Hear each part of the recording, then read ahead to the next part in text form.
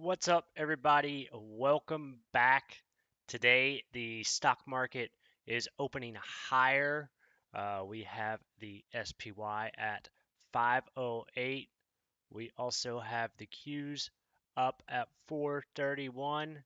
And this is on the back of the earnings reports for Microsoft and Google. So today we are going to discuss what that means for the stock market and these particular stocks, plus where the money is flowing in the markets, and what that also means for uh, Bitcoin, gold, and crypto. All right, guys, if that sounds good to you, you know what to do. Be sure to hit the like button if you like this content. Be sure to subscribe if you want to see more, and let's get started. So, uh, yesterday after hours, Microsoft and Google both had their earnings report come out, and Microsoft pushed up on the cloud growth off the back of AI. And so overall, uh, Microsoft exceeded its estimates, but the projected growth for the end of the year has slowed down just a little bit to 64 billion versus 64.5 billion. So both of these stocks did really well in the overnight hours and opened higher this morning. Microsoft is sitting at 408.95, and Google ripped higher and is setting at 173.13. So we have a big gap up for Google, uh, and really a lot of people kind of expected this because it's been the one stock in the Mag 7 that had been underperforming the other stocks um, on the majority of this run up. So this isn't really a surprise to see it open higher, um, but it is coming down a little bit right now. So what does this mean for the stock market and the crypto industry, as well as the IWM and some other markets? Well, if we go back here to the Microsoft chart, I wanted to zoom out to the weekly. When in doubt, zoom out. Um, and I wanted to point out one thing I was noticing here with the RSI. So this is a chart of the weekly, and you can see that the last time we had the RSI this high um, was back at the peak in 2021. So does that mean this bull run is over and everything is going to crash? Well, uh, there's a couple ways of looking at this. I don't think so, but we do have the RSI starting to come down. And last time when it came down, you can see we were down for a long time. And this correction here on Microsoft was about uh, 35%. So that was a rather big crash. Are we going to see something like that again? Or should we expect something less? Well, if we go back and look before 2021, we also see that we had the RSI up then, and whenever uh, that turned down, it only lasted for a couple of months, really. So, I think this is more in line with what we're going to see, where we may have a couple weeks or a couple months here where things cool off, and maybe that leads us on the SPY down to that next level around 470 or 480. So if that's the case, well, most of the stocks are going to come down. We could see a rejection off this line here. The Qs is showing something very similar here. It's trying to break through this line of resistance that was previously support here for the top of the market over the past couple of months. And So if it rejects here, we may be going lower. We are starting to put in a series of lower highs and lower lows on the stock market. Um, Tesla is also doing showing signs of recovery here.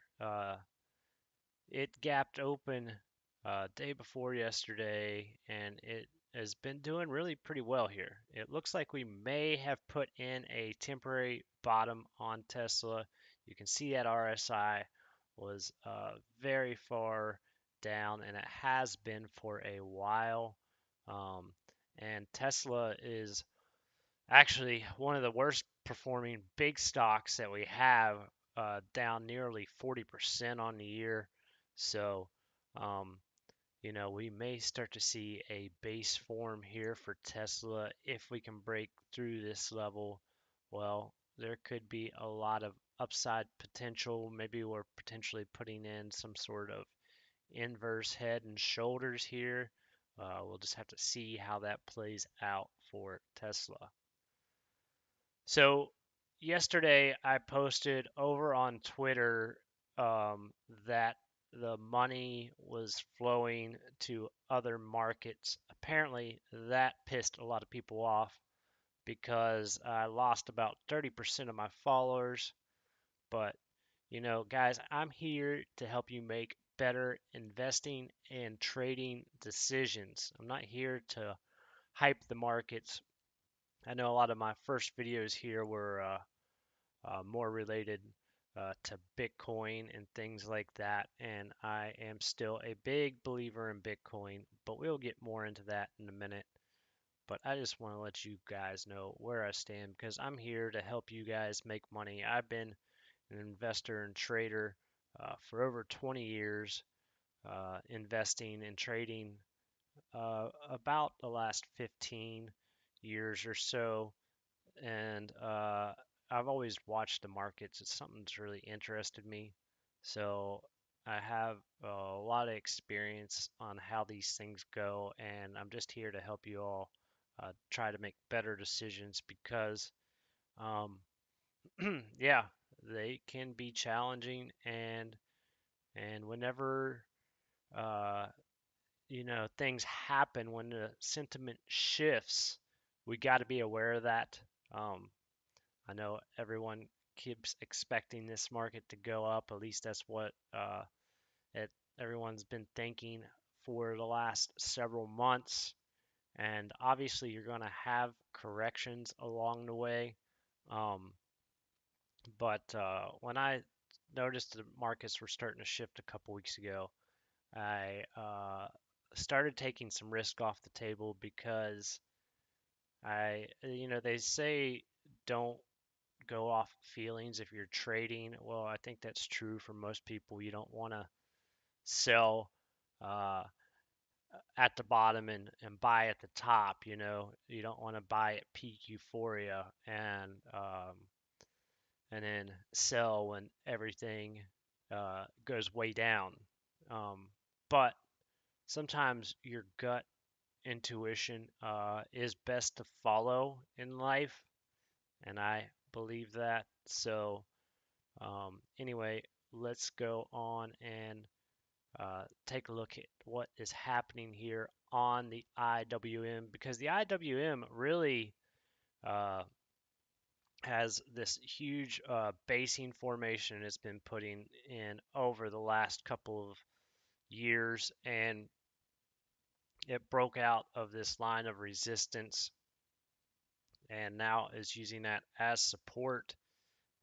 You've got that line there, or you could move that line up tier to around where they're at, and you could say we're at resistance.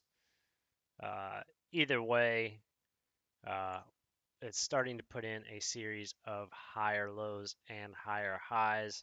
So I think that what we are seeing is we've seen the lead in the Mag 7, and a lot of that is rotating into uh, other stocks and other markets. And so I think this is a pretty strong sign for the IWM as well as a lot of the mid cap stocks. And the reason I'm using the IWM is because they are the smaller stocks, which are considered riskier. And whenever you're talking risk on or risk off, that obviously relates to Bitcoin and crypto. We will go on and take a look here at the US 10-year setting at 4.66%. So are we going to see higher for longer? Well, the general consensus is yes on that. Um, but I I tend to think that we may have seen the top here uh, over here for this yield, possibly. I don't think that the Fed is going to raise rates because if they raise rates, something's probably going to break. There's a lot of stress on a lot of companies and a lot of these banks out there. Um, they bought up all these yield bonds that are basically becoming devalued as the U.S. goes into more debt, and so that is risky. And of course, if something does break, then they are going to print money or um, do some sort of quantitative easing. They may not be handing out stimulus checks this time, but yeah, they're going to do something. And so I want to bring up this chart. This chart is from Tom over at FX Evolution. Shout out to Tom. Go check him out if you're into more trading. He's a big day trader, I guess, and I watch his show pretty often, and he has a lot of good points. And this is one thing he points out that the majority of the stock market corrections are after the Fed pivots. Typically, they don't pivot until something breaks. And so with the yield curve inverted, we know that typically you see that recession about 6 months to 12 months later. Um, and right now, there's no sign of pivoting. It's higher for longer. It may not be until the end of the year or maybe 2025. Who knows for sure? But we'll have to keep an eye on that. I also mentioned this yesterday. This is what I had posted over on Twitter that apparently upset a lot of people. I don't know if it was this chart really, other than maybe just saying that big tech was selling off. Um, but the Chinese market is starting to show a lot of signs of strength. The HSI is up, um, and it's actually down on the day, but it is up overall. It's had a strong, really 1, 2, 3, 4, 5 days here. So you know, I would be looking. I think, like I said, if you take a just kind of a measurement of this inverse head and shoulders here, and you put that over to where we broke out, well, you can see that that puts us at a much higher place on the Hang Seng. So really, I think you probably look at maybe this line here as support, or even it'd be a little more risky here, but yeah, I think it kind of like this here, or if it came back down and touched this down sloping trend, I think that would be an excellent time to get in. So that's anywhere between 1600 and 1608, 16800. Um, so that is looking pretty good for the Chinese market as well. And a lot of their big tech stocks over there are just starting to take off. So I think you're going to see some great returns on this market probably over the next couple of years. Um, if you want to buy crypto, stocks, gold, you can do so over here on Robinhood or even ETFs such as the IWM. And you can do so with as little as $1. Robinhood allows you to buy stocks, ETFs, crypto, and gold um, in fractional shares. So that means if you want to buy something like, say, Nvidia that's sitting around $900 and you've only got $10 to start with, well, you can do so over there. There's a link down in the description below. So if you're interested, you can use that. And thank you. Um, let's move on to Bitcoin. Excuse me, guys. So, what is going on with Bitcoin? Should we be worried here where we are at with Bitcoin? Well, I don't think we have anything too big to worry about yet. Um, this is the liquidation heat map on Bitcoin. This is the monthly, and you can see the liquidation setting up here around this $67,300 level. Um, the market makers like to make money off us retail traders.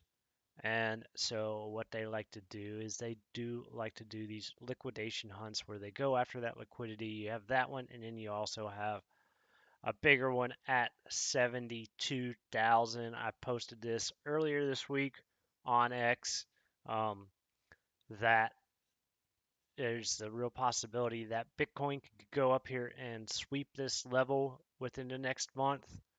I think that's a real possibility.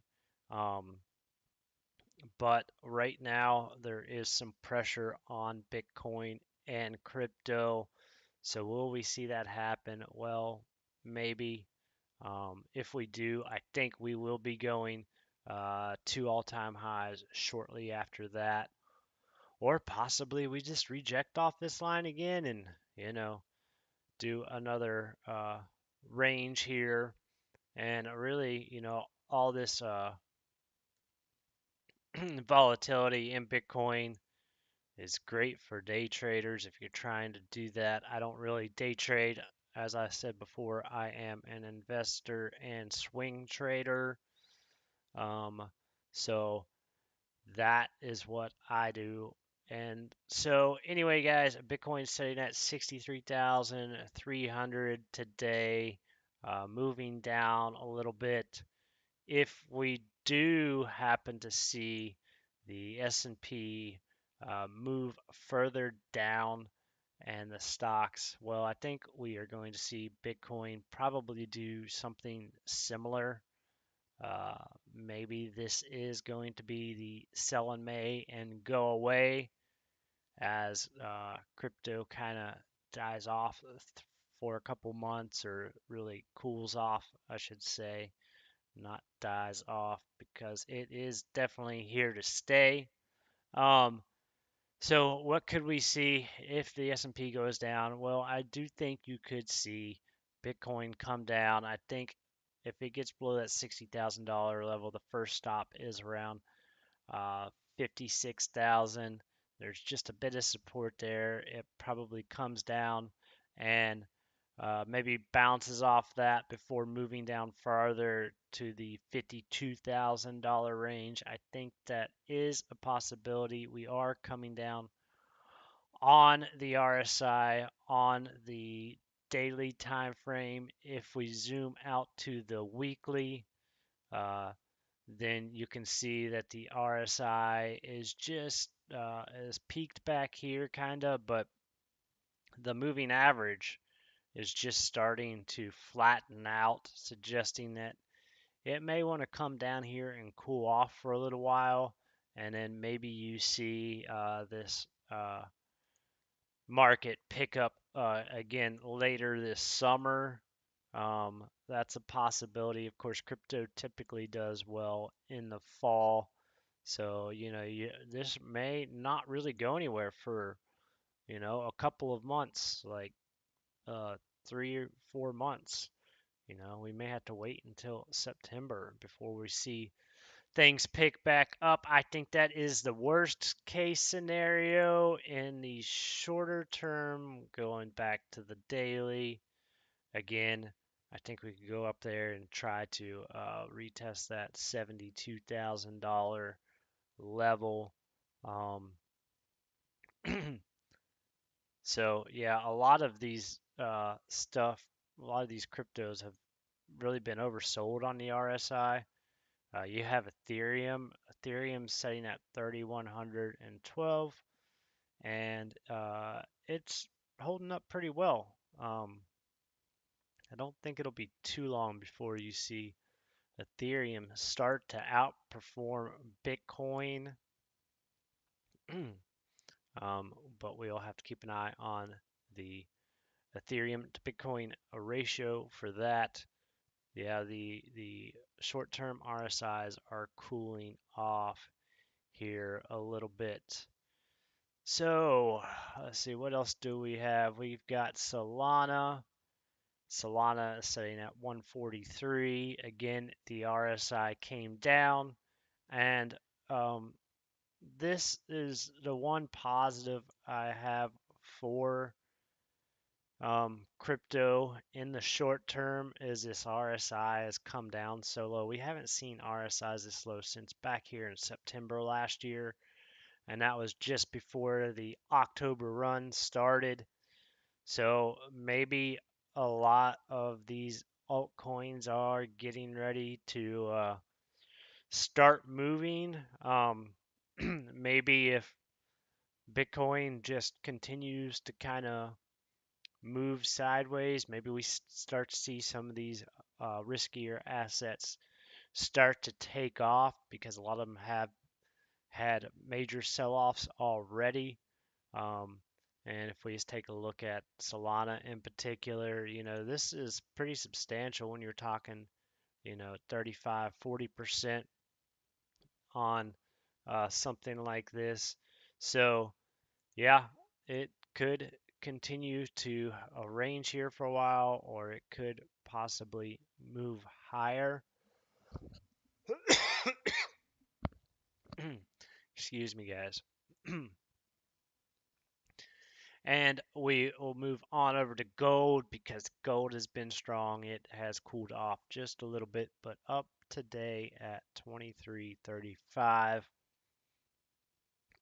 And I think for gold here, you may see this pull back possibly down into this box like I've been mentioning, but definitely long-term bullish on gold and commodities and a lot of these metals markets that are doing really well. And it does seem that there is a lot of rotation going into the metals markets and commodities, which is,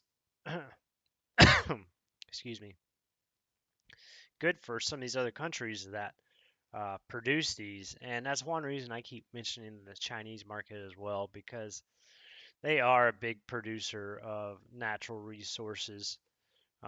So